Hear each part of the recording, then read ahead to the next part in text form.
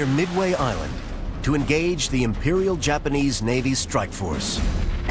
October 1944, the great guns roar out in Leyte Gulf off the Philippine Islands. It is the last time two fleets of battleships ever confront each other directly. Two battles just 2 years apart, but using completely different technology and tactics. Defeating the enemy's battle fleet to gain control of the seas has always been the key to naval warfare. Achieve it, and your fleet will dominate the sea. Lose it, and you are totally at risk. The battle plan is battle fleet action.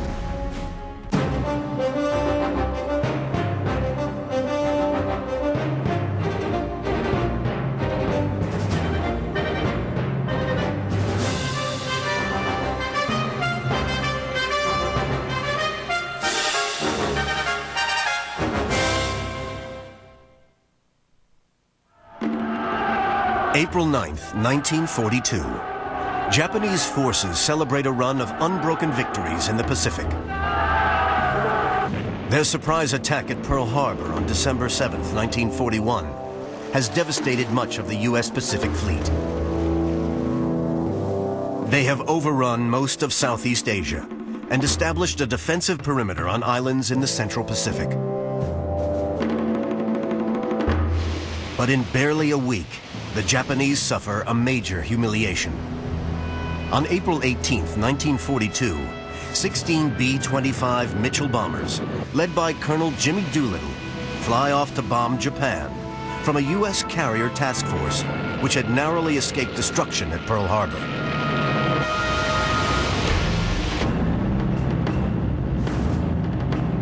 They achieve total surprise. In Tokyo, bombs drop close to the Emperor's palace. His life is in danger. For the Japanese High Command, it is an appalling disgrace. Admiral Isoroku Yamamoto, commander of the Japanese Imperial Fleet, moves quickly to close the gap in the Northern Pacific through which the U.S. carriers slipped, and to destroy them. How can they use their overwhelming naval superiority to achieve this ambitious plan? 2.5 years later, the situation facing Yamamoto's successors is very different. By this stage in the war, the U.S. Navy is much more powerful than the Japanese in every way.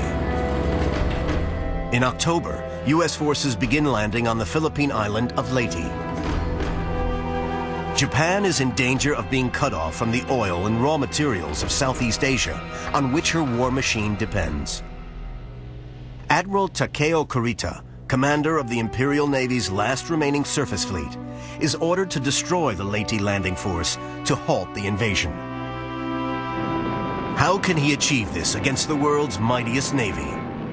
Both in 1942 and 1944, the battle plan chosen is battle fleet action. War at sea is very different to war on land. Naval commanders and battle planners operate by very different rules. Some of the factors which they have to take into account when planning a battle fleet action may seem similar, but there are usually significant differences. As always, a clear objective is the first essential. A powerful fleet may want to engage its enemy, while the smaller fleet tries to avoid a battle. Battle fleets are immensely expensive. They must not be put at risk unnecessarily. The first job of a battle fleet is to maintain itself, to preserve its own strength, to ensure that it is in fact the strongest battle fleet on the high seas. Find and fix. Given the size of the seas and oceans, finding the enemy battle fleet and fixing it, getting close enough to fight, is always difficult. Technology. Battle fleets always represent the cutting edge of a nation's technology. Changes in technology can mean swift obsolescence and disaster if battle planners do not adapt. Tactics and training. It's no good having the most up-to-date technology if commanders use it wrongly or crews cannot operate it properly. Seize the moment. A battle fleet may seek its opponent for weeks. Then suddenly, the enemy is on the horizon. One of the skills that a commander requires and needs to pass on to the men under his command within the battle fleet is the ability to react quickly. Because when things happen at sea, they happen very quickly. Endgame. A commander must know when to pursue his advantage or when to withdraw. Because the first rule of naval warfare is to preserve the strength of your battle fleet, there are times when even the superior battle fleet needs to break off contact and withdraw.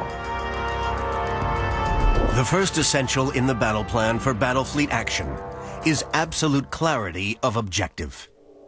In April 1940, the aims of Isoroku Yamamoto and the Japanese battle planners were simple: to complete the protective cordon around Japan's new empire and complete the annihilation of the U.S. Pacific Fleet. But their battle plan was complex. A force would seize the westernmost Aleutian Islands. This would be covered by a strike force of 2 fleet carriers. A second strike force of 4 fleet carriers under Admiral Chuichi Nagumo would attack Midway. Then, a Midway invasion force, supported by 2 battleships and a light carrier, would occupy the island. Backed up by Yamamoto with 3 battleships, including the mighty Yamato. Yamamoto anticipated that his attacks would lure out the remaining U.S. carriers. He stationed submarines west of Pearl Harbor to watch for them. The 2 aircraft carriers, which were all that Yamamoto believed now remained of the U.S. Pacific Fleet, should be easily overwhelmed by his 8 carriers and 6 battleships. Everything depended on whether Yamamoto's opponent, U.S. Admiral Chester Nimitz, took the bait. And this might not happen, for Nimitz had a simple objective: to stay out of trouble. The first American object at Midway is really to survive. The second one is to prove that they can inflict a defeat, however small, on the Imperial Japanese Navy. Nonetheless, it is with high hopes that Yamamoto's combined fleet set sail at the beginning of June. Against Yamamoto's mighty fleet, Nimitz has 1 more carrier than his opponent expected. The USS Lexington had been sunk a month earlier in the Battle of the Coral Sea, but the badly damaged USS Yorktown had limped back into Pearl Harbor. Repairs, which would have taken weeks in peacetime, were completed in 48 hours. Yorktown even sailed to rejoin Hornet and Enterprise, which Nimitz had positioned to the northeast of Midway, before Yamamoto's submarine screen was in position. The stage was now set for the decisive battle which Yamamoto intended would decide the war in the Pacific. At Leyte Gulf in October 1944, the objective of Admiral Takeo Kurita is clear. The U.S. landing in Leyte Gulf must be stopped if Japan is to survive. The plan which Kurita and his battle planners draw up is just as complex as that of Yamamoto at Midway. A force under Admiral Jisaburo Ozawa will approach Leyte Gulf from the northeast. This will include Japan's last 4 carriers. Ozawa's role is to decoy the U.S. Third Fleet under Admiral William Halsey away from Leyte Gulf, so that 2 other Japanese forces can destroy the landing fleet under Admiral Thomas Kincaid. One force, led by Kurita himself, will slip through the San Bernardino Strait to attack from the north. Kurita will fly his flag, like Yamamoto at Midway, on the super battleship Yamato. Her sister ship, Musashi, 3 other battleships, and 10 heavy cruisers make up the rest of the force. Simultaneously, a southern force with 2 battleships and 3 heavy cruisers will sail through the Surigao Strait to attack from the south. Provided Ozawa can lure Halsey away, then Kurita's combined force should be able to slaughter the landing fleet. But this is Kurita's gamble, for Halsey's third fleet is immensely powerful. 8 fleet carriers, 8 light carriers, and 6 modern battleships, 1,700 aircraft against Ozawa's 117.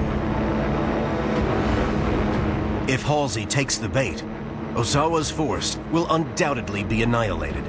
But its sacrifice should not be in vain, for Kurita's battleships would fall on Kinkaid's landing fleet like wolves on a flock of sheep. In contrast, the U.S. battle planners are relaxed. Certain that the Japanese will have to intervene against the Leyte landings, they are sure that their enormous naval superiority will defeat any attack, provided they do not make any unforced errors. But their command system seems to have been designed to ensure that confusion might easily occur. For there is no overall U.S. commander in the area. Kinkaid reports to General Douglas MacArthur, who is in overall command of retaking the Philippines. But Halsey reports to Admiral Chester Nimitz, far away at Pearl Harbor.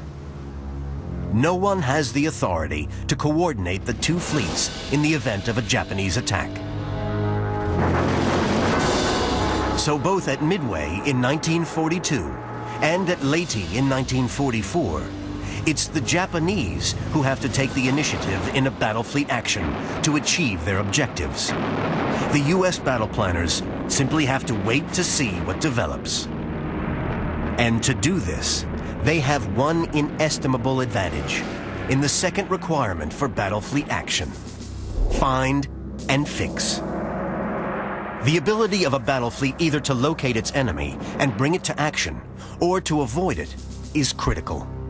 The location, therefore, or locating an enemy, is a fundamental requirement for a battle fleet, both before it is set to sea and also whilst it is at sea. In the early 20th century, it was very hard to locate the enemy battle fleet. Naval aviation was in its infancy. There were no satellites. Radio communication was just beginning. So even if your scouts, if your small ships spotted the enemy, by the time the word got back to the larger battle fleet, the smaller battle fleet could have escaped to some safe haven. Neither Admiral Yamamoto in 1942 nor Admiral Kurita in 1944 are aware that their enemy has made a vital breakthrough in finding and fixing. Starting just before Pearl Harbor, the United States has broken the Japanese JN-25 naval code. So by the time the Japanese Midway operations begin, a team led by the brilliant cryptographer Joseph Rochefort is giving Admiral Chester Nimitz details of Yamamoto's overall plan. Nimitz is also helped by another facility which only the U.S. had available: long-range reconnaissance aircraft based on Midway Island. By May 30th, continuous patrols of Catalina flying boats are sweeping a huge area west of Midway Island. The Japanese don't have the land bases close enough to use their own long-range aircraft. They will have to rely on short-range carrier-based reconnaissance. As a result, Yamamoto has only the haziest idea of where the U.S. carriers might be.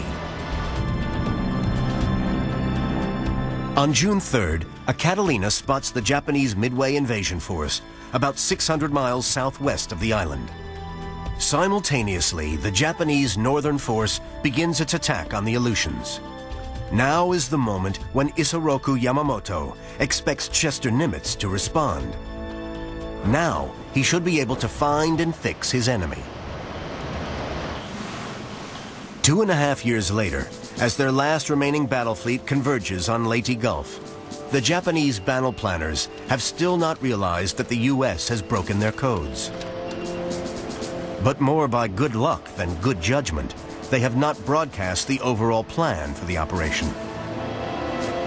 The U.S. forces are relying on an early warning screen of aircraft, submarines, and surface patrols.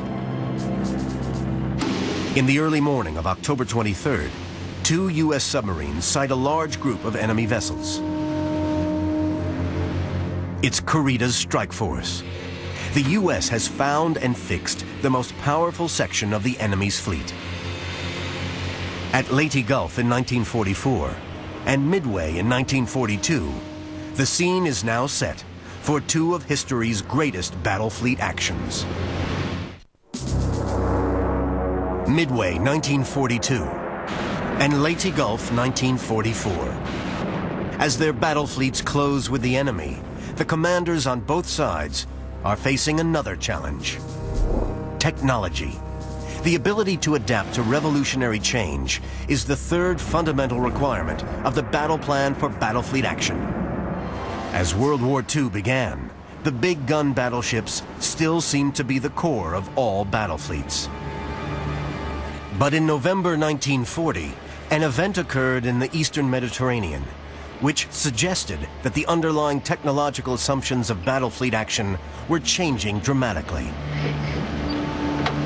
21 obsolete Swordfish biplane torpedo bombers took off from a British aircraft carrier and shattered the Italian battle fleet in its base at Taranto. One officer who studied the British triumph in detail was Admiral Isoroku Yamamoto. When at the beginning of 1941, he was ordered to plan for war with the United States, Yamamoto saw a Taranto-style surprise attack as the surest way to eliminate the U.S. Pacific Fleet. Yamamoto had always been an enthusiast of naval air power. In the years before World War II, he had fought to ensure that Japan achieved a lead in this area. Not only in numbers. By 1940, the Imperial Navy had twice as many aircraft carriers in the Pacific as the United States, but in quality of weaponry. The standard Japanese naval fighter, the Mitsubishi Zero Sen, outclassed the U.S. Navy's Grumman Wildcat. Although no faster than the U.S. fighter, the Zero was immensely maneuverable in a dogfight. This maneuverability had been achieved by sacrificing protection for the pilot and the fuel tanks, and this might become a serious weakness against new opponents. The Aichi Val dive bomber and the Nakajima Kate torpedo bomber were also thought to be the best in the world.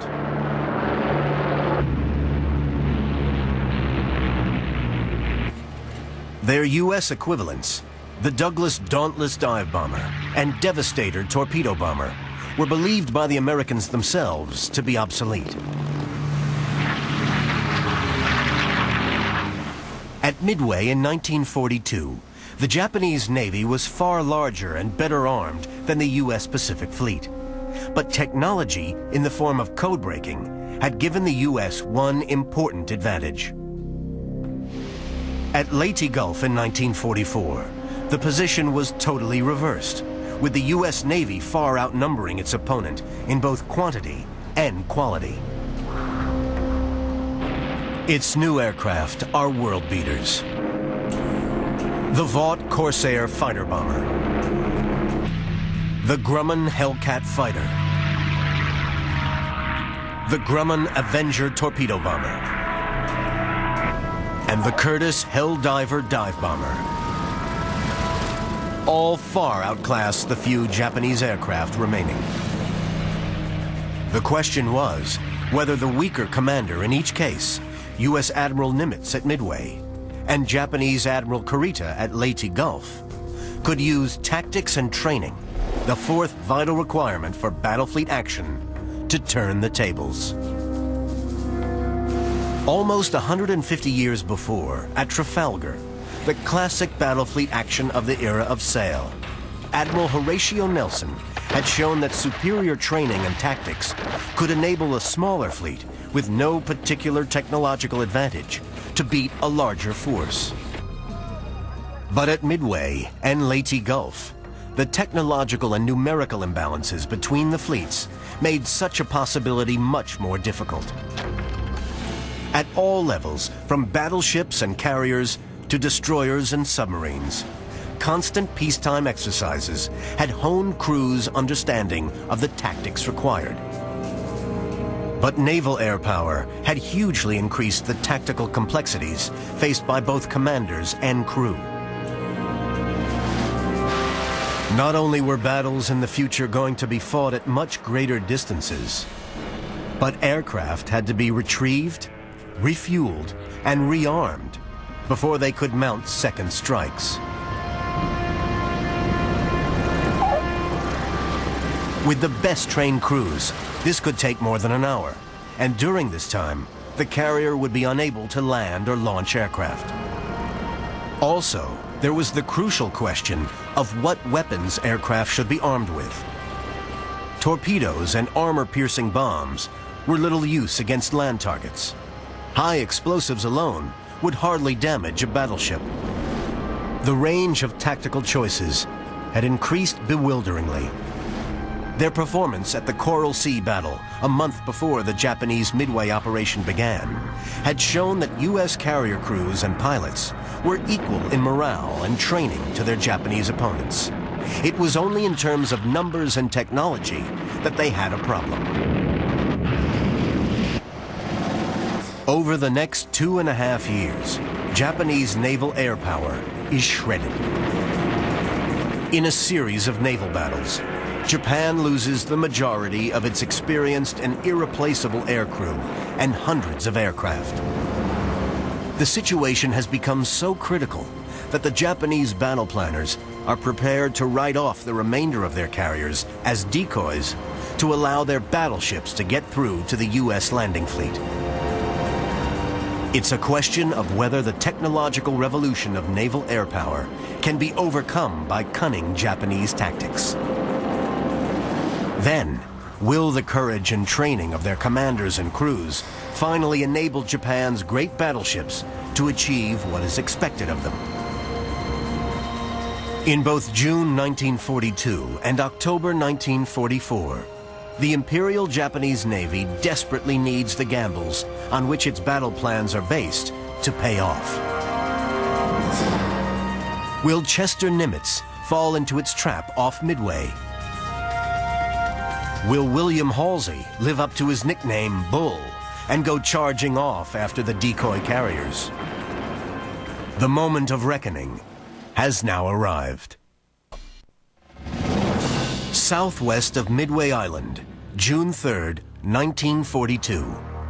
U.S. aerial reconnaissance confirms that the enemy force includes at least one carrier. West of Leyte Gulf, October 22nd, 1944. The U.S. submarines confirm that the enemy force they are shadowing includes several battleships. U.S. Admirals Chester Nimitz at Midway and William Halsey at Leyte now face the most critical requirement in the battle plan for battle fleet action: to seize the moment presented to them and strike a decisive blow. At Midway in June 1942, Chester Nimitz has an immediate dilemma. Is this the main Japanese force, or is it still out there somewhere? The codebreakers have assured him that the main strike will be by several carriers, so Nimitz decides to wait before reacting. His opponent, Admiral Yamamoto, also has a problem. He now knows that part of his fleet has been spotted, but he still has no idea where the U.S. carriers are. This question gets more urgent early the next morning, after Admiral Nagumo's carrier strike force launches its first attack on Midway Island. At 0700 hours, the strike force leader reports that very few U.S. aircraft have been caught on the ground. A second attack will be needed. Should Nagumo launch his second wave, which he has been keeping to attack the U.S. carriers once located, or wait? His aircraft are armed with torpedoes and armor-piercing bombs to destroy enemy ships. It will take an hour to change to high-explosive bombs suitable for ground attack. As he debates, Nagumo's carriers are attacked by bombers from Midway. No damage is caused, but Nagumo decides he must complete the destruction of their base on the island. his crews begin to change over the armament of the second strike. When they are halfway through, Nagumo's quandary is made worse. One of his reconnaissance planes radios that it has spotted enemy ships. Until it reports whether these include carriers, Nagumo decides to go on rearming his second strike for ground attack. The scout plane soon reports that there are no carriers. Nagumo's decision seems to have been justified. But at 0830 comes shattering news. The scout plane revises its report. There is at least one carrier in sight. Nagumo is faced with a critical decision. The U.S. carriers are a higher priority, but it will take his crews another hour to change back to torpedoes and armor-piercing bombs. Nevertheless, he decides to do this. After some excruciating indecision, Nagumo has seized the moment, but at the cost of 2 crucial hours. Will he have the time to attack, or will the Americans get to him first? For the tactical commanders of the U.S. carrier forces had also faced their moment of decision early that morning. They too had launched reconnaissance aircraft, and at 0534, one reported sighting at least 2 Japanese carriers about 250 miles to the southwest. Admiral Raymond Spruance, with a task force consisting of Enterprise and Hornet, heads southwest immediately to close the gap on the enemy sighting, while Admiral Frank Fletcher, with Yorktown, retrieves his scout planes and then follows. At 0752, Spruance launches his first strike, Devastator torpedo bombers, followed by Dauntless dive bombers. Fletcher launches his aircraft an hour later. At 0930, the Devastators locate Nagumo's carriers and launch a series of attacks.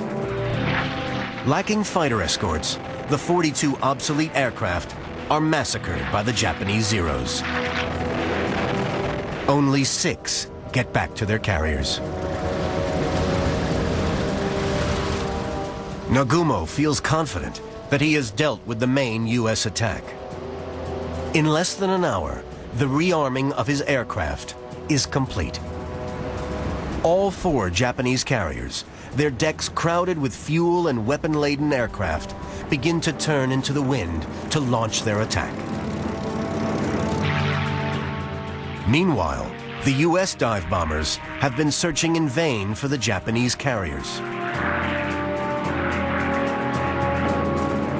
They are reaching the limit of their endurance when they see a Japanese destroyer heading northeast. They follow this course. And suddenly, there below them is the Japanese carrier force, apparently unaware of any danger. The U.S. pilots seize this critical moment with a vengeance and plunge into attack. The next 5 minutes change the course of World War II. First, Kaga is hit by 4 bombs. Her aircraft erupt, and the fire quickly ignites the fuel and ammunition stores. Then, Akagi is shattered just as her first Zero is beginning its takeoff run. Finally, Soryu is reduced to a flaming wreck. The inherent weakness of Japanese carrier design has proved fatal. Only Hiryu, which is sailing separately, remains undamaged. The U.S. air crews have seized their moment to perfection. The Battle of Midway is a classic case of the virtue of being able to exploit a momentary opportunity. The great virtue of the American naval aviators was that when they saw an opportunity, they knew it was a fleeting one, and they knew that if they didn't exploit it right away, it would go away. And they were willing to take the risks associated with seizing the moment. At 10:50, Yamamoto receives the horrifying news that 3 of his 4 fleet carriers have been crippled. Now, it is his turn to seize the moment. Is there some way he can retrieve the situation? October 23, 1944. As his battleships speed toward Leyte Gulf, Admiral Kurita receives a similar shock. Without any warning, 3 of his escorting cruisers are hit by torpedoes. Aware that he must have been spotted, Kurita pushes on toward the San Bernardino Strait. Early the next morning, his ships come under heavy U.S. air attack from Admiral Halsey's 3rd Fleet.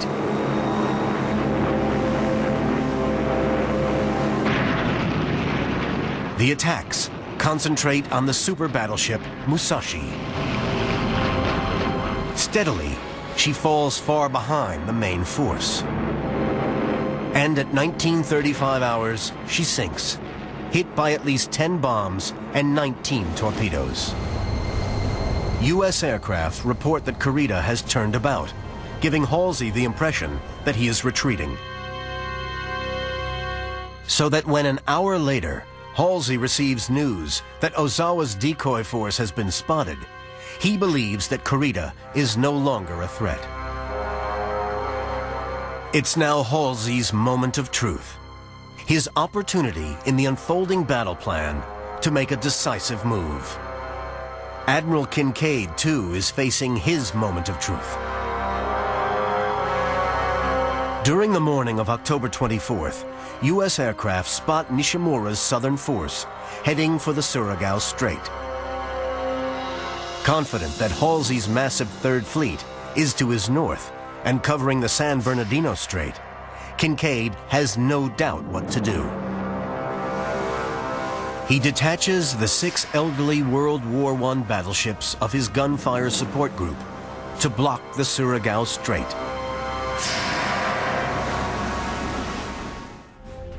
On the night of the 24th, Admiral Jesse Ohlendorf lines his battleships across the exit.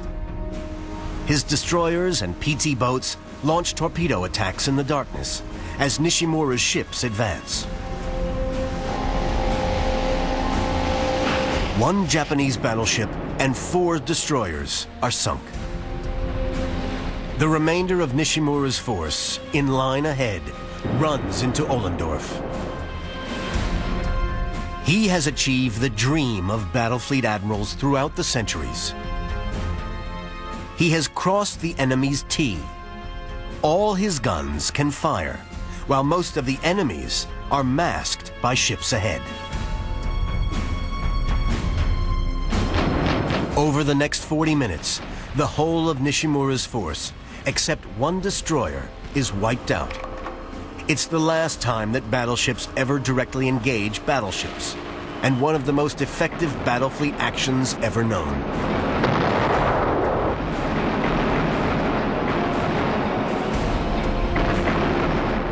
The Japanese rearguard retires in confusion. Ohlendorf considers a pursuit, but knowing that he may well have to fight to protect the landings, turns back. It's as well he does, for Halsey has decided to seize his moment by going for broke. During the evening of October 24th, he gathers his whole massive fleet and leads it north to deal with Ozawa's decoy force. Kurita's bait has been taken hook, line, and sinker. Bizarrely as he does so, Bull Halsey signals that he is forming his 6 battleships into a separate task force.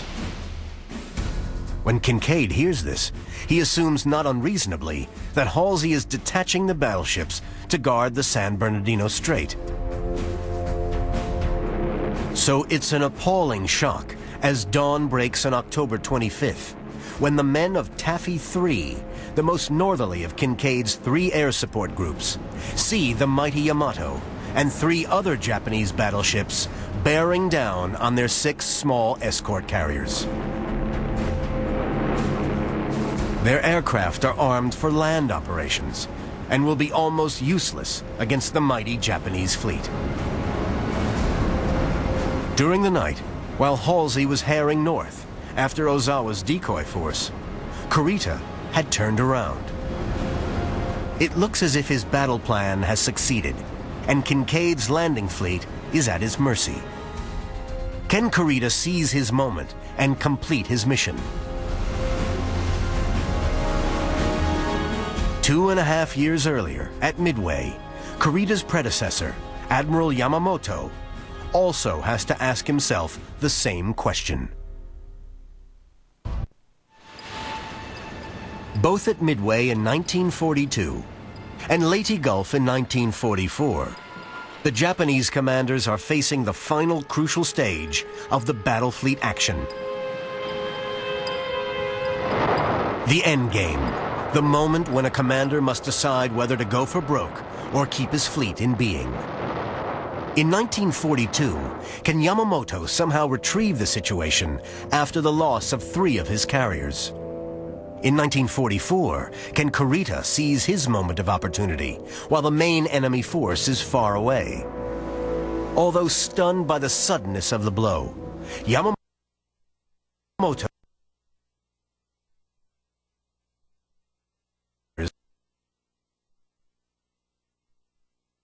knows there are only 2 U.S. carriers and no battleships. The odds are still with him, and soon they get even better. Hiryu, the only survivor of his main carrier force, has already launched a strike against the U.S. ships. At 1200 hours, on June 4th, aircraft from Hiryu locate and hit the Yorktown. After 3 hours, the U.S. carrier's crew is ordered to abandon ship. But it's Hiryu's last defiance. At 1700 hours, just as she is preparing another strike, dive bombers from Hornet and Enterprise surprise her. Within minutes, she too is damaged beyond repair.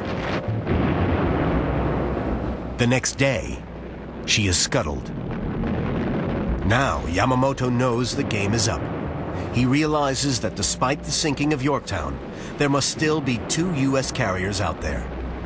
His battleships are vulnerable to attack, both from their aircraft and those from Midway. His opponent, Chester Nimitz, has also read the endgame and is pulling back out of range. His fleet has succeeded beyond his wildest hopes, and there is no point in risking it anymore.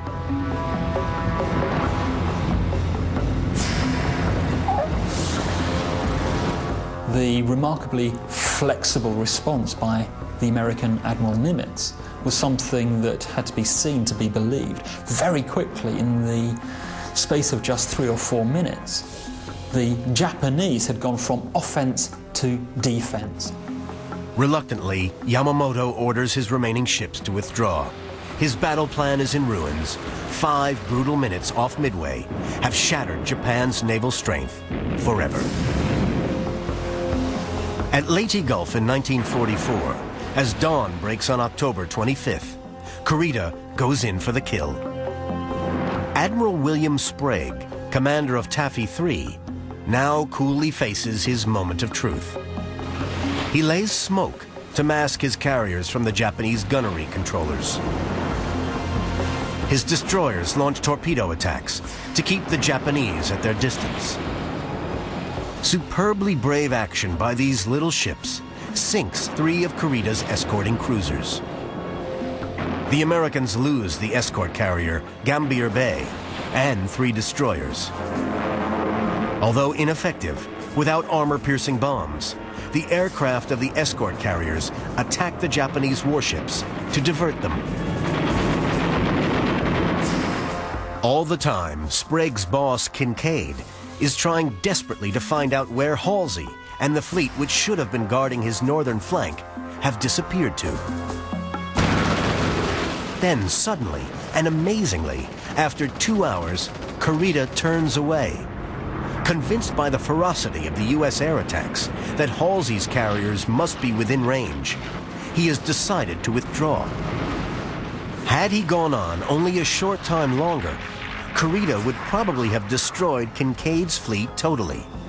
His failure to seize the moment wastes Japan's last best chance of stopping the invasion of the Philippines. As Kurita withdraws, Halsey is still chasing north after Ozawa's carriers, ignoring repeated requests for help from Kinkaid.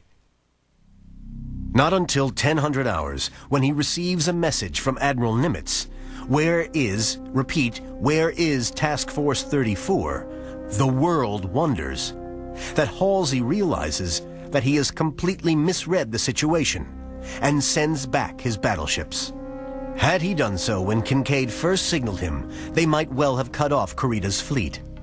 As it is, it's too late, and Kurita slips away.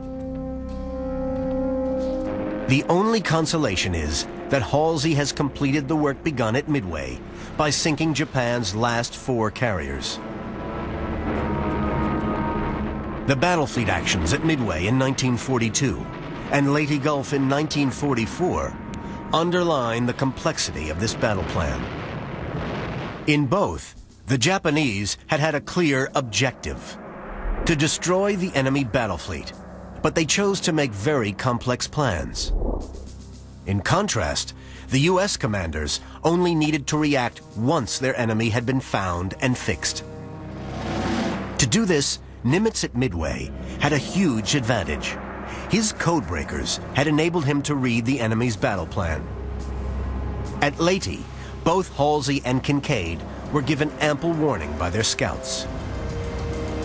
In contrast, neither Yamamoto at Midway or Kurita at Leyte Gulf had any precise idea of where the enemy was. As far as technology and tactics and training were concerned, the positions had changed totally in the 2.5 years between the battles. At Midway, Yamamoto completely outnumbered Nimitz in ships and in the quality of his aircraft. At Leyte, Kurita's forces were weaker in every way. In both battles, the weaker opponent would have to rely on his skill at seizing the moment. At Midway, Nimitz and his subordinate commanders seized their opportunities brilliantly. At Leyte, Kurita's battle plan seemed to have worked when Halsey fell for his decoy and left the U.S. landing fleet virtually unprotected. In the endgame, Nimitz took care not to risk his brilliant victory at Midway by exposing his fleet to any counterattack by Yamamoto. Kurita retired and saved some ships, but there was little that the Imperial Navy could do later to halt the overwhelming U.S. forces. For once, it really would have been better for a commander to break one of the basic rules of battle fleet action and go down fighting. Since World War II, the complexity of the battle plan for battle fleet action has continued to grow. Nations still seek to dominate the sea. But the question of what is the vital element in a battle fleet has become more difficult. Is it still the giant aircraft carrier, which can be threatened by a nuclear submarine, a relatively cheap missile, or even a motorboat packed with explosives? In the 21st century, one can imagine anti-navies, forces that combine mines, long-range guided missiles, satellite observation, and various forms of espionage as a means of attacking fleets at sea. What this means is that the era of naval warfare is over, that the struggle of fleet against fleet has been replaced by the struggle of anti-navy against navy. The jury is out on the form battle fleet action will take in the future.